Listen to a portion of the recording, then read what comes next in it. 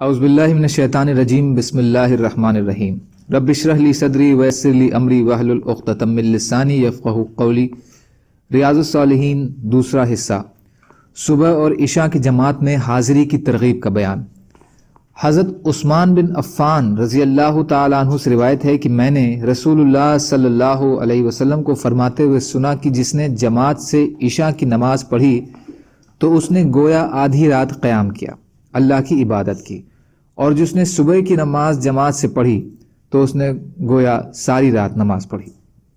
مسلم شریف اور ترمذی شریف کی روایت میں ہے کہ حضرت عثمان بن عفان رضی اللہ تعالیٰ عنہ سے روایت ہے کہ رسول اللہ صلی اللہ علیہ وسلم نے فرمایا کہ جو عشاء کی نماز میں حاضر ہوا اس کے لیے آدھی رات کی قیام کا ثواب ہے، اور جو عشاء کے ساتھ فجر کی نماز میں بھی حاضر ہوا تو اس کے لیے پوری رات کے قیام کے برابر ثواب ہے۔ امام ترمذی نے کہا یہ حدیث حسن صحیح ہے۔ فائدہ، مطلب واضح ہے کہ عشاء اور فجر کی نماز جماعت سے پڑھنے کا ثواب اتنا ہے جیسے اس نے ساری رات اللہ کی عبادت کرتے ہوئے گزاری۔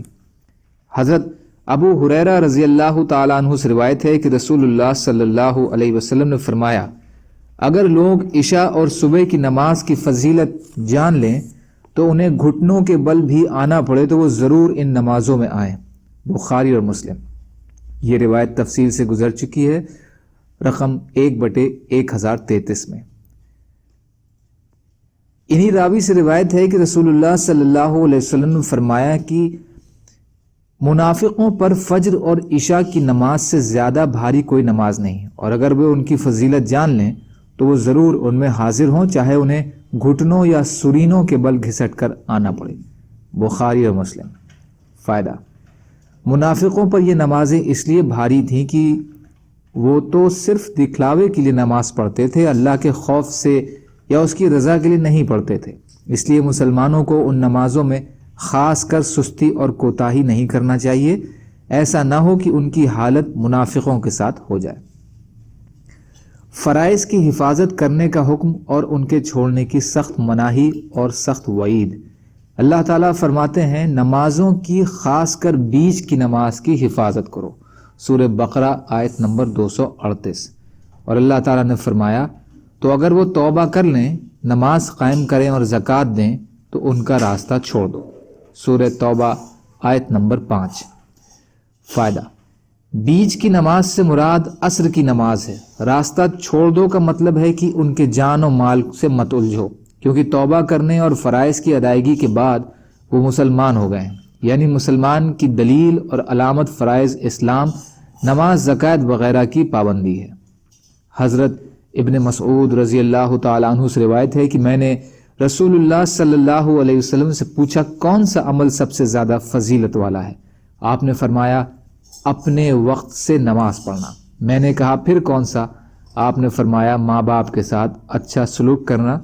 میں نے کہا پھر کون سا؟ آپ نے فرمایا اللہ کی راہ میں جہاد کرنا۔ بخاری اور مسلم۔ فائدہ، یہ روایت پیچھے گزر چکی ہے، رقم 1/314۔ یہاں اس کے بیان کرنے سے اس طرف اشارہ کرنا مقصود ہے کہ نماز کو اپنے اصل وقت پر ادا کرنا چاہیے، اس میں دیری نہیں کرنی چاہیے۔ نماز میں دیری سے بالآخر یہی ہوتا ہے کہ انسان سست ہو جاتا ہے اور اس سے غفلت اس کی عادت بن جاتی ہے، جو بڑی خطرناک بات ہے۔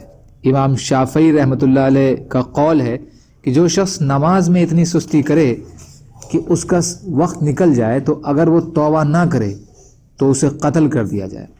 مانو نماز میں سستی کرنا، لیٹ پڑھنا یا وقت گزار کر پڑھنا یا بلا وجہ 2 نمازوں کو اکٹھا کرنا یا ہمیشہ نمازوں کی 2 رکعت برباد کر دینا ایک سنگین جرم ہے۔ یہ سب صورتیں نماز میں غفلت کی ہیں۔ اللہ تعالیٰ کہنے سننے سے زیادہ عمل کی توفیق عطا فرمائے، اور مظلوم کشمیریوں، فلسطینیوں اور دیگر ممالک میں جہاں بھی مسلمان بھائی بہن پریشان حال ہیں، یا اللہ آپ ان کی مدد فرمائیے اور ہم کو بھی اپنی استطاعت کے بقدر اپنا حق ادا کرنے والا بنائیے، آمین۔ سبحان اللہ و بحمدہ، سبحانک اللہم بحمدک، اشہد ان لا الہ الا انت، استغفرک و اتوب الیک۔ سبحان ربک رب العزت عما یصفون، وسلام علی المرسلین، والحمد للہ رب العالمین، برحمتک یا ارحم الراحمین۔ لا الہ الا اللہ محمد رسول اللہ۔